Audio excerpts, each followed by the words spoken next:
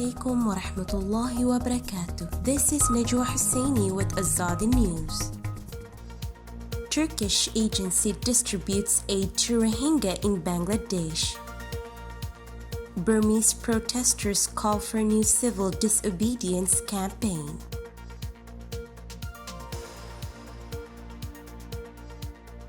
Turkish state-run aid agency sent relief to 1,000 Rohingya families living in a refugee camp in Bangladesh, the organization announced on Monday. The Turkish Cooperation and Coordination Agency TICA said in a statement that the aid was provided as part of a campaign initiated for the Muslim holy month of Ramadan. Resident families of Camp 16 in Cox's Bazar were provided with food packages, including essential food, said the statement. Throughout Ramadan, the agency plans to aid a total of 5,000 families in the camp. An estimated over 20,000 refugees grappling with difficult conditions in the Camp 16 area are benefiting from the campaign. During the distribution of the packages, Rohingya refugees said TICA had never abandoned them since the oppressed minority fled to Bangladesh from the neighboring Arkan. They thanked the Turkish nation and the country's President Recep Tayyip Erdogan. Since the Rohingya crisis began in 2017, TICA has provided many forms of relief for the residents of Camp 16, including by distributing hot meals, building a playground and education center for children, as well as holding vocational courses for young people. More than 1 million Rohingya have taken refuge in Bangladesh after fleeing genocidal operations in Burma.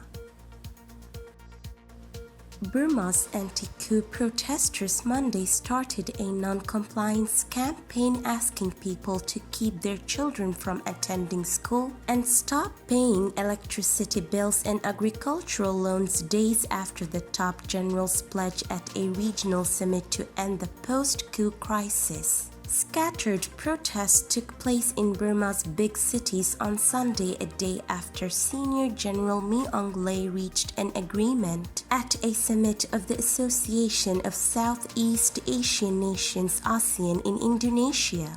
The junta chief did not submit to calls for the release of political prisoners, including the leader of the ousted civilian government Aung San Suu Kyi, and the ASEAN Accord lacked any timeline for ending the crisis. An estimated 750 people have been killed by security forces as Burma's generals unleashed lethal force in the face of sustained protests against their February 1st coup. Reuters is unable to confirm the death toll as the junta has significantly curbed media freedoms and many journalists have been detained. The coups also led to the displacement of around 250,000 people. A civil disobedience campaign of strikes has crippled the economy and raised the prospect of hunger, international aid agencies have warned. Pro-democracy activists have called for an intensification of their effort from Monday by refusing to pay electricity bills and agricultural loans and for children to stop going to school.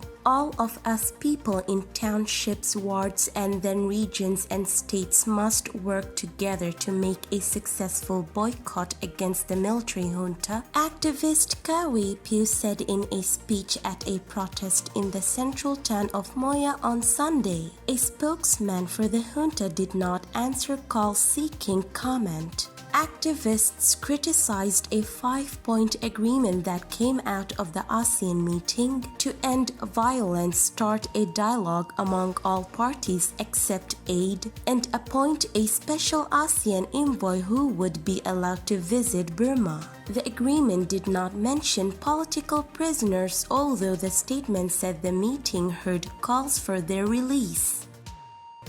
This is today's news. To get more updates about Rohingya, subscribe to our YouTube channel and hit the notification bell. Visit our website azaditvnews.com and follow our social media accounts. Wassalamu alaikum wa rahmatullahi wa barakatuh.